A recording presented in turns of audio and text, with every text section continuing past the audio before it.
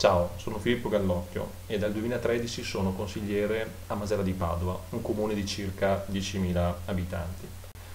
L'azione in questi 2 anni è stata principalmente su tre direzioni. La prima, un'azione di controllo per andare a vedere tutto quello che è stato fatto dalla nostra amministrazione.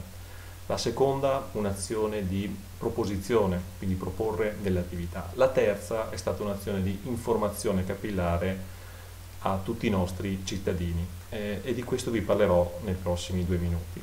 E controllando abbiamo scoperto varie cose. Alcune ve le voglio raccontare attraverso gli articoli di giornale. Accordi pubblico-privato dove il maggior beneficiario è quest'ultimo a scapito della collettività. Un sito dove ancora oggi sono presenti 12.500 metri quadri di amianto.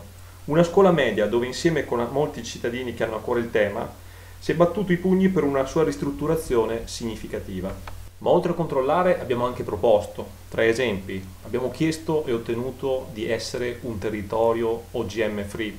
Abbiamo chiesto e ottenuto che un parco venisse messo in sicurezza. Abbiamo chiesto e purtroppo non ottenuto che il comune diventasse un comune 2.0 con accesso gratuito a wifi in tutto il territorio. Ed infine l'informazione capillare. Abbiamo concepito e realizzato il foglio informativo che distribuiamo casa per casa con il quale cerchiamo regolarmente di diffondere quanto succede nel nostro territorio. Non opinioni ma fatti. Tutto questo viene fatto utilizzando tutti i canali disponibili, sia quelli di ultima generazione internet ma anche la strada, i banchetti, quindi il rapporto diretto con tutti i cittadini.